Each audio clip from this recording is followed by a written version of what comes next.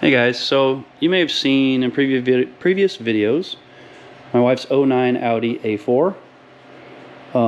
Did a bunch of work on it, brakes and shocks and lowering springs and KO4 upgrade, all kinds of cool stuff. If you haven't seen them, go back and look at the videos. It was a pretty neat car, but it was getting a little long in the tooth, and she wanted something newer.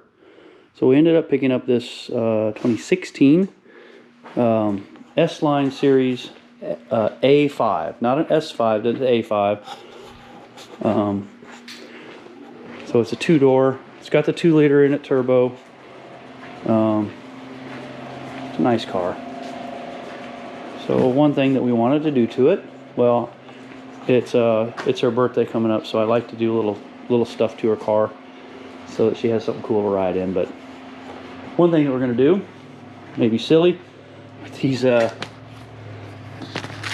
floating center caps. You guys can see those, yeah. Floating center caps. What they do is the Audi emblem always stays horizontal. See it light up? So the Audi emblem stays horizontal, and as you go down the road, they light up. Not blink, they just light up. Yeah. Anyway, I'm gonna do those inner center caps. Hopefully they're the right size. They look. I measured the darn things. They look like the right size. We'll see. And then we're doing a remote start. I don't know if it's a national thing or a Washington thing or what, but 12-volt solutions, they don't usually come with remote starts. So 12-volt solutions has this really cool kit. It's a little spendy, but it's really cool. It's all plug and play. They use all Audi connectors. Their controller module goes in line. So you unplug the Audi box, you plug in their box, and then plug the Audi box back in.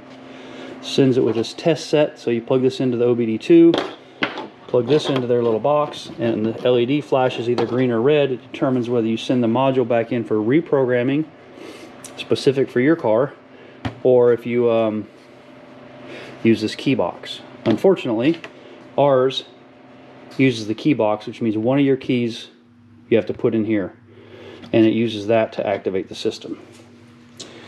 And it tells you how to do all that on here. But then what's really cool is, see this up on the TV, you got step 1, 2, 3. You type in your email and your zip code, and it recognizes you as a customer. It sends you a link to their systems so that you can, have step-by-step instructions. So that's what we're going to do today. We're going to put this thing in. They say it only takes about 15 minutes for one of them their technicians to put it in. I'm just going to watch. It's going to take me 15 minutes to watch the videos, but then I'll put it in. I'll show you guys, and I'll show you these. Hopefully they're the right size, and we'll go from there. All right. All right. Got the key in. Got that one in. This is already tested, so I know I need the key. And then this is where this just pops out, but it's hinged, so you can't get it out of the way. Instead, I'm following the videos. I said do the blue one first. That's for cars with push start. And now we're gonna do the next step.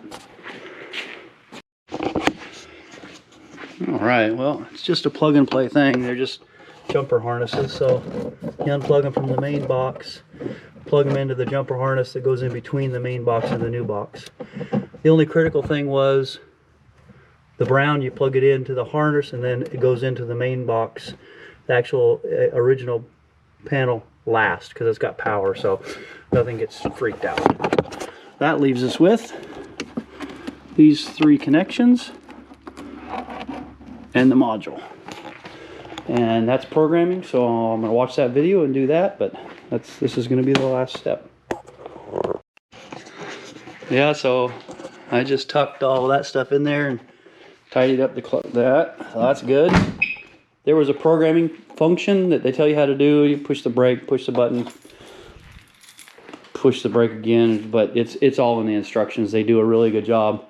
You can see Step one, step two, you know, if you do all this other one. I didn't get the app or the additional things, but watch this. So lock the door 3 times.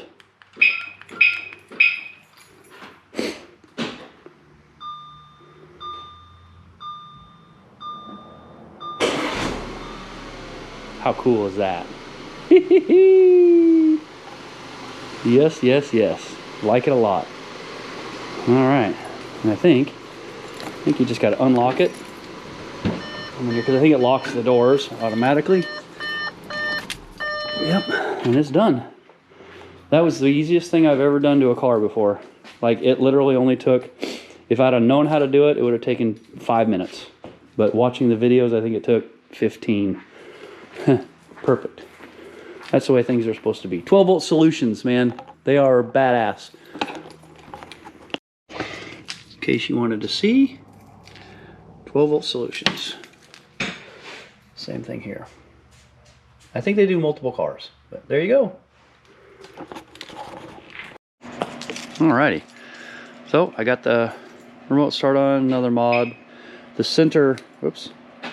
The center caps were too deep to put on this car, and I couldn't find any that fit, so we had to pass on those. But we got the remote start on and something else I wanted to show you. So it's kind of hard to see in there, isn't it? Anyway, yeah, so show you the remote start real quick. And I don't know if you can see that for sure, but we added the light up emblem on the front, which was a really easy mod. And then we're going to, the last thing we're going to do is just vacuum it out and put these more heavy duty mats on. We get a lot of rain and stuff up here, and it just protects the carpet, so that's what she wanted. They're the ones from Audi, so they snap in like they're supposed to and all that, so yeah. That's good, dude. Car remote start has been used quite a bit in the mornings to just get it warmed up. So anyway, this is gonna be the end of this video for this car. Probably won't mess too much with it more for a while. I don't like to performance mod them until there's a reason to go in and start working on it. You know, if we get an oil leak or the turbo starts failing or something, then we'll upgrade it. But for now, that's the way we're gonna ride it and see how she runs and drives. I think that little emblem right there is pretty cool. You can get them with RGB or just white, but just wanted the white, just bring it up. I really wish those center caps would have fit, but they're just the depth. There's a bolt behind there that holds the hub on, and they just don't fit.